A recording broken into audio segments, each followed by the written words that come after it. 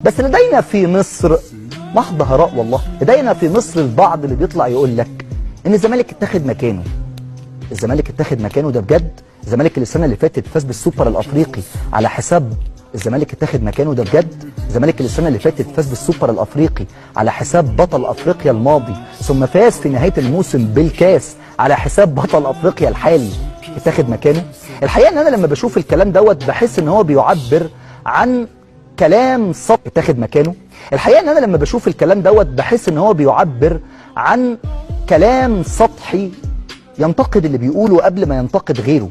بحس ان انت بتتكلم على انك بتشبه الزمالك بمنافس خارج المنافسه، وهو الزمالك اللي لديه قرن و14 سنه من مقتنيات صعب جدا حد يوصل لها. يا جماعه انتوا بتتكلموا في السماء والارض، بتتكلموا في مقارنه غريبه جدا جدا.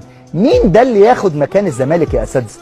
مين ده اللي اصلا يقدر ياخد مكان الزمالك؟ وبانهي منطق بنتكلم على دوت؟ ولا هو منطق الترند والريتش؟ انا بشوف ان لما حد بيتكلم في الكلام دوت بشوف ان ده منطق الترند والريتش. اتلتيكو مدريد لما خد دوري سنه مرتين في اقل من 6 سنين مع سيميوني، ما حدش قال لك خد مكان برشلونه وريال مدريد. باير ليفركوزن لما خد الدوري الالماني مره، ما حدش قال لك ده خد مكان بايرن ميونخ او حتى بروسيا دورتموند.